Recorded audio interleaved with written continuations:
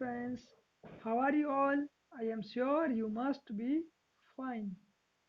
दोस्तों आज हम सोशल साइंस में हमारा जो फर्स्ट यूनिट रेस्ट है आधा हो गया है और आधा नहीं हुआ है।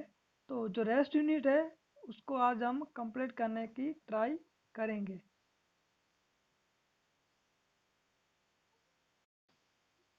दोस्तों आज हम जो हमारा रेस्ट यूनिट है unit number 1 to big state उसे कंप्लीट करेंगे।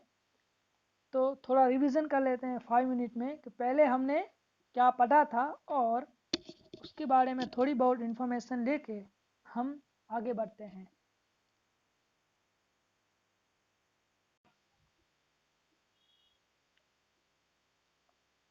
Unit number 1 to big state यानी कि दो बड़े राज्य। उसके बारे में हमें पहला राज्य कनौज, इसके बारे में हमें लास्ट लेक्चर में इंफॉर्मेशन ली थी। कनौज का राजा था हर्षवर्धन और हर्षवर्धन ने किस तरह अपने राज्य पे रूल किया इसकी थोड़ी बहुत इंफॉर्मेशन हमने ली थी। आज हमको हर्षवर्धन के बारे में एम्परर हर्षवर्धन एम्पायर यानी कि राजा हर्षवर्धन का राज्य कैसा था, एम्पायर, और इसके बारे में एक वर्ल्ड फेमस नालंदा यूनिवर्सिटी, हाँ, वर्ल्ड फेमस नालंदा यूनिवर्सिटी जो हर्षवर्धन ने बिल्ड की थी, इसके बारे में आज हम इंफॉर्मेशन लेते हैं। Nalanda university, King Harsh extended all possible assistance to Acharya Silbhadra and made Nalanda into a world famous university. हमारे लिए एक मोस्ट IMP क्वेश्चन बनेगा, king Harsha extended, extended mean speed, speed mean फैला देना, किसको, all possible assistant, assistance means with the help of assistance to Acharya Silbhadra, meaning with the help of Acharya Silbhadra and made Nalanda into world famous university, यानी कि उसने Nalanda university बनाई और आचार्य शीलभद्र जी की मदद से, हेल्प से उसने इस यूनिवर्सिटी का फैलावा किया। एक्सटेंडेड मीन्स टू स्प्रेड, फैलावा करना, एंड मेड, मेड मानी बनाना, क्या बनाया उसने, नालंदा को एक वर्ल्ड फेमस यूनिवर्सिटी बनाया। The university had access to the revenue of 100 villages given to them by King Harsh to for its upkeep and maintenance. इसका मतलब क्या है, university tax, revenue means tax, tax लेती थी किसके लिए, यूनिवर्सिटी को मेंटेन करने के लिए। वो इसके जो 100 विलेजेस यानी गांव थे वहां से किंग हर्ष को टैक्स यानी कि रुपीस मनी आती थी, उसमें से सब यूनिवर्सिटी का कामकाज चलता था। रिनोवेट, रिनोवेट यानी कि एक फेमस, एक प्रख्यात केमिस्ट, केमिस्ट का मतलब होगा जो जिसको थोड़ी बहुत दवाइयों की जानकारी है वो। रिनोवेट केमिस्ट आचार्य नागार्जुन, कौन है यहाँ पे रिनोवेट केविड, कौन का है, आचार्य नागार्जुन, आचार्य Nagarjuna, who proved that iron, arsenic and mercury, यानी कि ये कुछ धातु तत्व नाम है, आयरन, आर्सेनिक और मर्क्यूरी। एस, एस का मीनिंग होगा राख, एस का मीनिंग क्या होगा, राख, एस का मीनिंग होगा राख। S could be used to medicine also belong to Nalanda university, यानी कि वो भी नालंदा यूनिवर्सिटी से बिलोंग करते थे और उसने सब दवाइयाँ बनाने का काम किया था। किसने काम किया था, ये नागार्जुन ने। नेक्स्ट, ये जो आप देख रहे हैं ये है नालंदा विद्यापीठ, इसका ओल्ड जो हमको जमीन में से मिल के आई है ये इसका पूरे का पूरा है।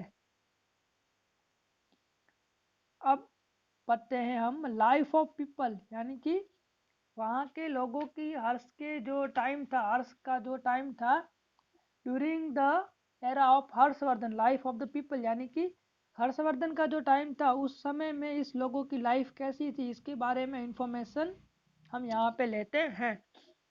Life of the people during the era of Harshvardhan, Harshvardhan के समय में लोगों की लाइफ स्टाइल कैसी थी।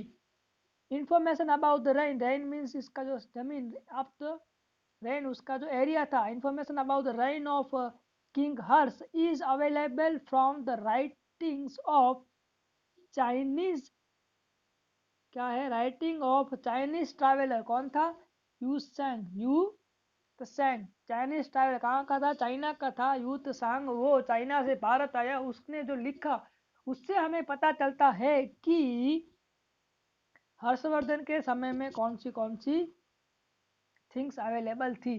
Towns and villages of the time were fortified and had used gateways at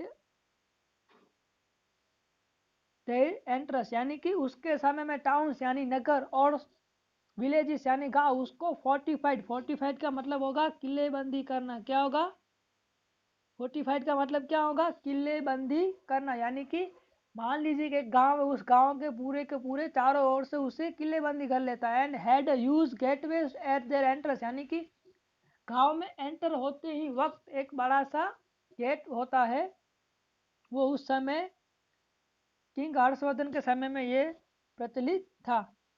the society was divided for group, society the society was divided into 4 groups, यानी कि कुल इसमें 4 प्रकार के लोग रहते थे।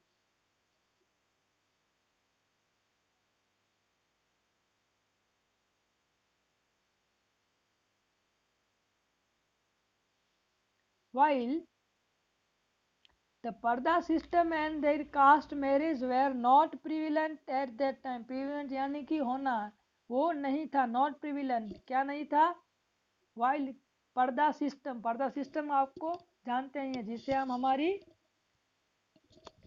नेटिव लैंग्वेज में उसे घूंघट करना ऐसा भी कहते हैं। और caste marriage, inter caste marriage नहीं थे, अपनी कास्ट में मैरिज प्रचलित थे। द कस्टम ऑफ यानी कि प्रथा, सती, सती प्रथा मैंने आपको नेक्स्ट लेक्चर में समझाया था, सती प्रथा, चाइल्ड मैरिज एंड पॉलीगेमी है स्टार्टेड बाय देन, यानी कि फिर सती प्रथा, चाइल्ड मैरिज वो फिर से शुरू हुए, इसके बाद के समय से शुरू हुए, इसके समय में नहीं थे। तो लोकल डाइट का मतलब होगा वहाँ का खाना क्या था, कंसिस्ट ऑफ यानी कि क्या था, मिल्क, मुख्य मिल्क था, और मिल्क प्रोडक्ट्स यानी कि मिल्क और उससे बनी हुई product, wheat, rice, fruit, vegetables आदि सब थे। They wore clean simple white cloth, यानी कि वो क्या पहनते थे, वर, हाँ, वर मीन्स पहनना, क्लीन सिंपल वाइट क्लोथ यानी कि वाइट क्लोथ जो सिंपल थे वो पहनते थे। Man were dhotis and women were sari, यानी कि आदमी थे जो वो धोती पहनते थे और वुमन से जो वो साड़ी पहनते थे।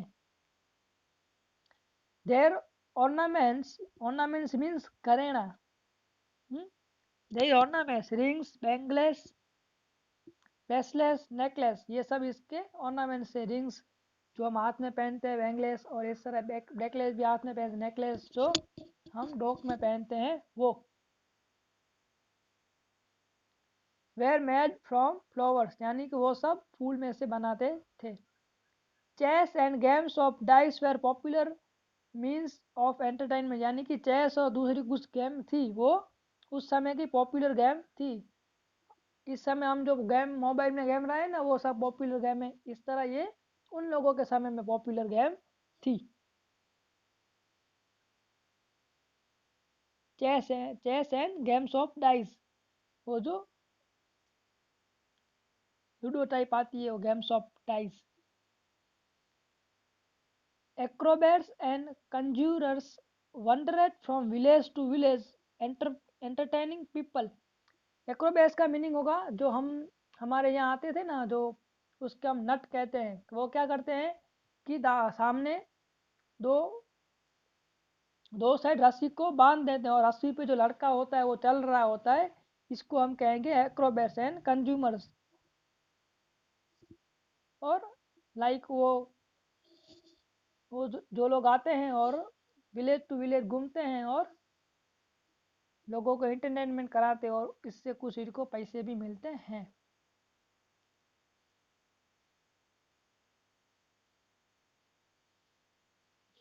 Farming and animal farming and animal husbandry were the main occupation of the people, यानी कि फार्मिंग मीन्स खेती करना, and animal husbandry, animal husbandry का मीनिंग होगा पशुपालन का व्यवसाय, पशु पालना, ऐसा इसका क्या था मेन ऑक्यूपेशन, ऑक्यूपेशन मीन व्यवसाय था किसका, इन सब लोगों का। Land revenue was 1/6 of production, यानी कि जो भी वो लोग खेती करते थे उसमें से उसका 1/6 पार्ट वो किसे दे देते थे, राजा को दे देते थे। Internal internal and international trade, trade means व्यापार, was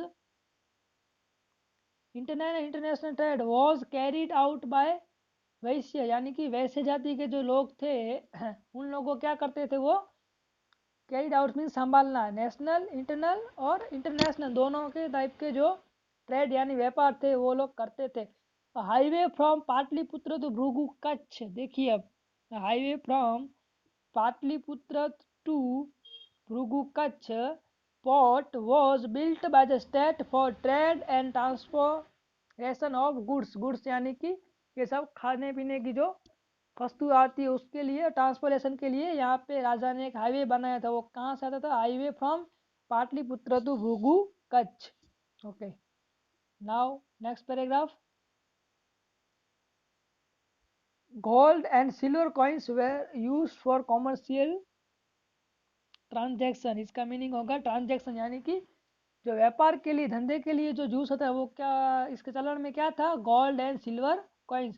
ornaments, statues, ivory and carved wooden pieces were exported, यानी कि ऑर्नामेंट्स ये जब जो पहनने के आते हैं वो, स्टैच्यू, आइवरी, आइवरी का मीनिंग होगा हाथी के दांत की बनावट, हाथी के जो दूसरे दांत होते हैं ना उसको निकाल के उसमें से कुछ वस्तुएं बनाई जाती थी और वो बहुत महंगी होती थी उस बनावट। एंड कार्बेड वुडन पीसीस, यानी कि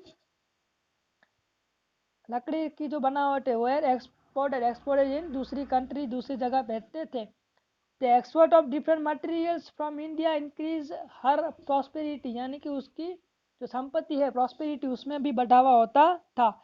during the time of king Harsha, यानी कि किंग हर्ष के समय में India had good business relation with Rome, Rome एक देश है, उसके रोम देश का हर्षवर्धन के समय में इंडिया का अच्छा व्यवहार था। Which lead to the influx of gold in India, यानी कि रोम के साथ कुछ व्यवहार करता था इसके बदले में इंडिया को क्या मिलता था वहां पे, गोल्ड यानी कि सोना मिलता था। People followed Hinduism, Buddhism and Jainism but were tolerate towards other religions, यानी कि मोस्ट ऑफ पीपल वहाँ से कौन सा रिलीजियस को फॉलो करते थे, हिंदुइज्म, बुद्धिज्म एंड जैनिज्म, और उसके अलावा भी कुछ पीपल थे। दोस्तों हमने ये किसके बारे में इंफॉर्मेशन ली, लाइफ ऑफ द पीपल, यानी कि उस समय का आदमी, उस समय के ड्यूरिंग दिस टाइम उन लोगों की लाइफस्टाइल क्या थी इसके बारे में। अब यहाँ पे देखिए ये कौन है, ह्यून त सांग, चीनी ट्रैवलर, कौन है ये,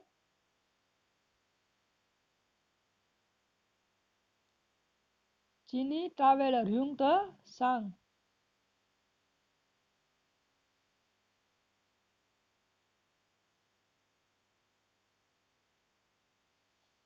और रूट ऑफ ह्यून त सांग इंडिया टूर, यानी कि किस तरह वो इंडिया में आया, कहाँ से आया।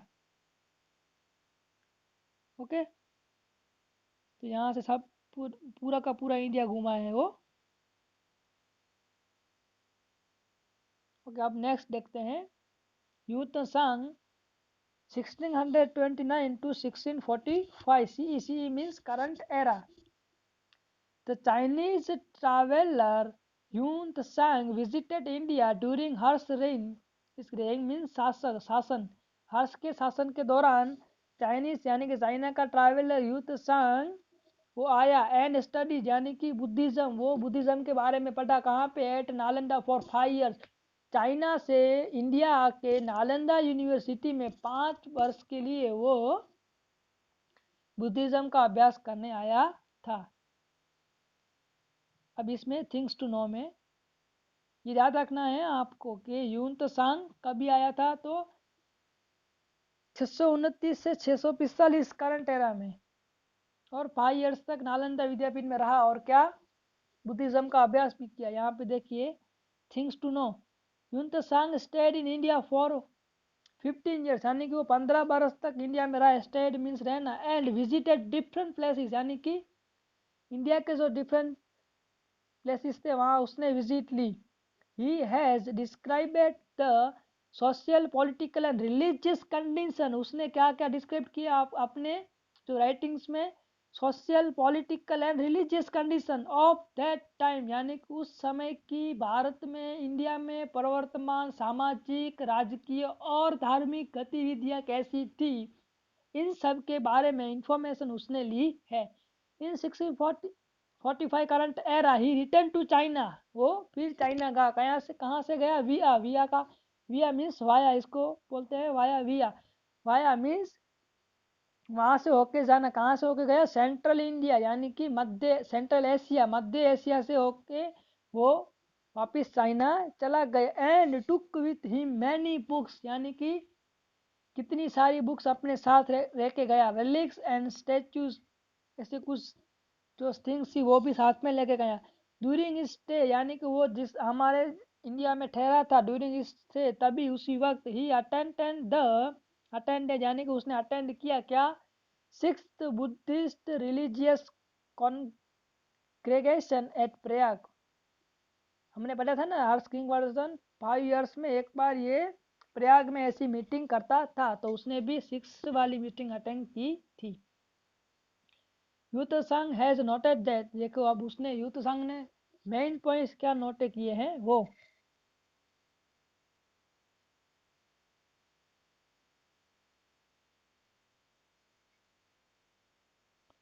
अब देखिए यहाँ पे यूथ संघ नोटेड दैट, उसने क्या क्या नोटेड किया है।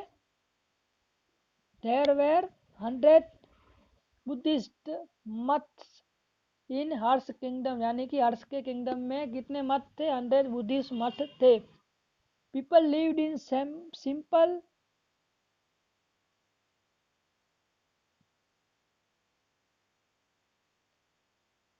People lived in simple, pious and peaceful life based on living by rules of good, यानी कि वो अच्छी तरह लाइफ जी रहे थे। मॉरल कंडक्ट एंड जस्टिस, न्याय और नैतिक मूल्य। Cheating and breach of promise, यानी कि अपना वचन तोड़ देना। ब्रीच मीन्स तोड़ देना, ब्रीच ऑफ प्रॉमिस। और चीटिंग यानी कि कुछ भी झूठ करना। वह कंसिडर एज सिनफुल, यानी कि उसको हम ऐसे कहते कि पाप लगना, इस तरह वो कंसिडर करते थे। अब हम आते हैं दूसरे राजा पे, जिसका नाम, जिस स्टेट का नाम है Vatapi. Vatapi. When King Harsh was ruling over his empire in North India, यानी कि किंग हर्षवर्धन का हमने बारे में हमें पता, वो कहाँ था, नॉर्थ इंडिया में था। तो नॉर्थ इंडिया मीन्स ऊपर का भाग होगा। हाँ, हमारे जो इंडिया के जो इंडिया का जो मैप है उसमें ऊपर का भाग। और king Pulakeshi second, king Pulakeshi the second, इसको इस तरह पढ़ा जाएगा, king Pulakeshi the second was ruling in south India, यानी कि वो इंडिया, वो हमारे मैप में नीचे के भाग में साउथ इंडिया में था। ही हैड अर्लियर डिफीटेड हर्ष, यानी कि उसने एक बार हर्ष को हराया भी था। उसके बारे में हम इंफॉर्मेशन लेते हैं। Route to the throne, throne यानी गादी, राजगादी। The kings of the Chalukya, यानी कि सोलंकी डायनेस्टी, डायनेस्टी मीन्स वंश। एस्टाब्लिश मीन्स स्थापना करना। A vast empire, vast means huge, empire means उसका जो साम्राज्य, पूरे का पूरा एकदम बड़ा साम्राज्य। In south India which they ruled from their capital at Vatapi, today call is Badami in Karnataka. अब देखिए कि king of the Chalukya dynasty, वो जो पुलकेशी सेकंड था वो किस वंश का था, चालुक्य वंश का था। Establish vast empire in south India, यानी कि उसने एक साउथ इंडिया में अपना बड़ा साम्राज्य एस्टाब्लिश यानी कि स्थापित किया। Which they ruled from their capital, और वो कहाँ से रूल कर रहा था, उसका कैपिटल क्या था, वातापी। और टुडे इज कॉल बादामी कर्नाटका, क्योंकि कर्नाटक स्टेट है, बादामी एक उसका कोई सिटी होगा। समझ में आ गया इतना। चालुक्य डायनेस्टी का जो राजा था पुलकेशी, उसने कई साउथ इंडिया में अपना पूरा का पूरा साम्राज्य स्थापना की। और वो कहाँ से रूल कर रहा था, इसका कैपिटल था बादामी। अब देखिए, Pulakeshi the first, a great king of the Chalukya dynasty. देखिए, पुलकेशी द फर्स्ट, वो एक महान सम्राट था चालुक्य वंश का, चालुक्य डायनेस्टी का। परफॉर्म द अश्वमेघ यज्ञ, और उसने क्या किया था, परफॉर्म द अश्वमेघ यज्ञ। आपके लिए मोस्ट आईएमपी रहेगा ये, परफॉर्म द अश्वमेघ यज्ञ। अश्वमेघ यज्ञ में क्या होता है आपको मैं बता दूं। अश्वमेघ यज्ञ में ये होता है कि राजा एक घोड़े को छोड़ देता है, उस पे कुछ चिट्ठी लिख के, चिट्ठी में उस राजा का पता पता और दूसरा कुछ लिखा होता है। और घोड़ा यहाँ पे, घोड़ा मीन्स हॉर्स, जहाँ भी जाएगा वो इसकी जमीन होगी। अगर उस जमीन का राजा वो मना करता है तो उस राजा को इस राजा से फाइट करना पड़ेगा, और जो भी जीतेगा और जमीन और पूरे का पूरा साम्राज्य उसका हो जाएगा। इसे हम अश्वमेध यज्ञ कहेंगे। अश्वमेध यज्ञ का उल्लेख महाभारत में से भी मिलता है, जब राम भगवान ने भी यज्ञ किया था तब। His flag had the symbol of Varaha Varaha अवतार मीन्स सूर्य का अवतार। उसका फ्लैग में कौन सा सिंबल था, सूर्य का सिंबल था। इस सन, उसका सन कौन था, पुलकेशी सेकंड का सन कौन था, कीर्तिवर्मा। क्या था नाम उसका, Kirtivarma. Ascended the throne after him, यानी कि उसके बाद वो पुलकेशी फर्स्ट के बाद गादी पे कौन आया, कीर्तिवर्मा। कीर्तिवर्मा कौन था, पुलकेशी फर्स्ट का सन मीन्स उसका पुत्र था। He was succeeded by the brother और Mangalesh, who built the grand Vishnu temple at Vatapi. यानी कि उसके बाद कौन था, इसका एक ब्रदर था मंगलेश। उसने क्या किया था, वो built the grand Vishnu temple बनाया था। कहाँ पे, वातापी में। या वातापी के थी उसकी सेंट्रल था, कैपिटल था। आफ्टर हिम, इसके बाद, the righteous Pulakeshi righteous Pulakeshi the second became king and ruled over the empire about 30 years। यानी कि इसके बाद कौन आया, पुलकेशी द सेकंड आया, और उसने पूरे का पूरा साम्राज्य पर 30 बरस तक रूल किया। अब देखिए यहाँ पे Pulakeshi the second 1610 to 1642 CE means current era. अब यहाँ पे देखिए, Pulakeshi was a valiant king who won many battles। यानी कि वो एक बहादुर राजा था, उसने कई सारे बैटल्स मीन्स युद्ध जीते थे। His first victory was over Lat, south Gujarat में एक प्रदेश था, वो लाट प्रदेश के नाम से जाना जाता था। उसकी वो फर्स्ट विक्ट्री थी। Followed by his win over Gurjar, north Gujarat. और फिर इसके बाद नॉर्थ गुजरात में उसने जीत लिया, साउथ गुजरात और north Gujarat. He gained control over the Vangi region that lay between the rivers Krishna and Godavari and also acquired Andhra Pradesh. यानी कि उसने गाइनेड ओवर मीन्स लेना, जीत लेना। उसने क्या जीत लिया, किस पे शासन कर लिया था उसने, वेंगी रीजन। यानी कि वेंगी नाम का प्रदेश था, किसके बीच में था, ले बिटवीन, यानी किसमें बीच, कौन सी दो रिवर के बीच में था, कृष्णा एंड गोदावरी रिवर के बीच में। और कहाँ से सिचुएटेड है, आंध्र प्रदेश में सिचुएटेड है। उस पे भी उसने अपना साम्राज्य हक जमा दिया था। He transform the capital Vatapi into a city of magnificence and splendour. यानी कि उसने क्या किया,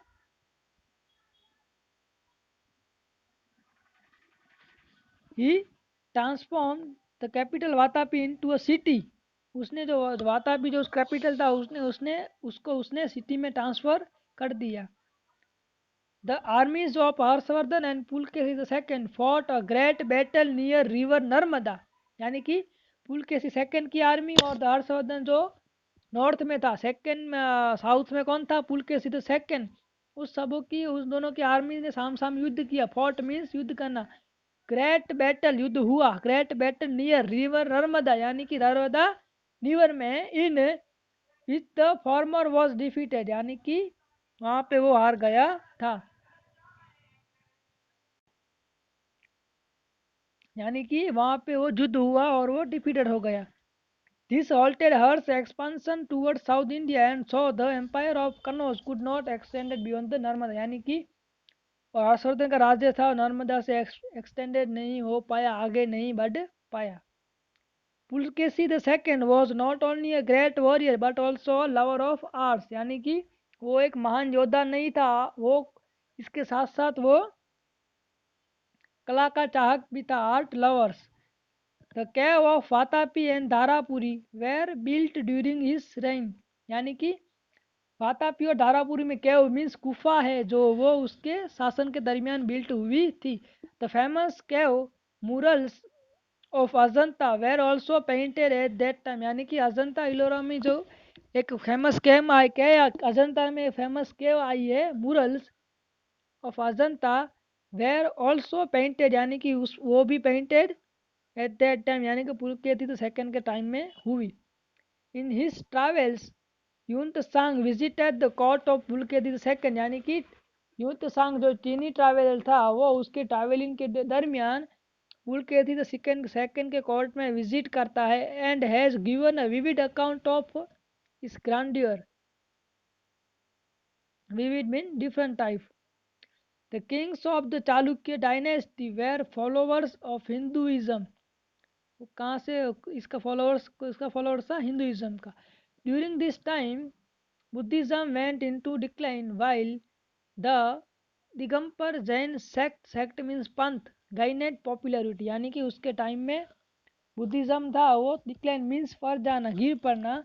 while the Digambar Jain sect gained popularity, यानी कि जैन का जो दिगंबर पंथ था वो उसको थोड़ी पॉपुलरिटी मिलने लगी। Harshavardhan and Pulakeshi the second were contemporary ruler, यानी कि कंटेम्पररी मीन्स सेम टाइम जिसको हिंदी में हम समकालीन शासक बोलते हैं, वो दोनों एक ही काल में हो गए। However though Harsha fought fewer battles as compared to Pulakeshi, यानी कि हर्ष ने कुछ कम युद्ध किए होंगे इस कंपेयर टू पुलकेशी के। वो कंटिन्यूड वैगिंग वॉर्स, पुलकेशी तो उससे कंटिन्यू था, उसका वॉर तो चलता ही जाता था। He finally met his end in 642 CE current era conflict with the Pallava king of Kanchipuram, यानी कि एट लास्ट पुलकेशी जो सेकंड था उसने इस एंड मीन्स उसका मृत्यु हुई, किस तरह कॉन्फ्लिक्ट में संघर्ष किसके साथ युद्ध हुआ, पालव किंग, पालव प्रदेश का किंग था, उसका नाम पालव किंग था और वो किस प्रदेश का था, कांचीपुरम का था। उसके साथ जब युद्ध हुआ तब पुलकेशी सेकंड की मृत्यु हुई थी। The Harshvardhan died 5 years after him, यानी इसके 5 बरस बाद हर्षवर्धन का भी मृत्यु हो गई। ये गुफा है प्रख्यात अजंता की जो थोड़ी दूर है, मुंबई में महाराष्ट्र में आई हुई है। तो दोस्तों आपको पुलकेशी सेकंड के बारे में भी पता चल गया, वातापी और फर्स्ट वन कनौज और दूसरा वन वातापी। कनौज किसकी राजधानी थी, तो हर्षवर्धन की, और वातापी पुलकेशी सेकंड की, और इसके बारे में हम सब ने थोड़ी इन्फॉर्मेशन ली। और आपको ये एक्सरसाइज करनी है, answer the following question in brief. आज मान लीजिए कि आज हो जाए तो आज, वरना कल तक ये एक्सरसाइज पूर्ण करके मुझे भेज देना है या आपके क्लास टीचर को भेज देना है।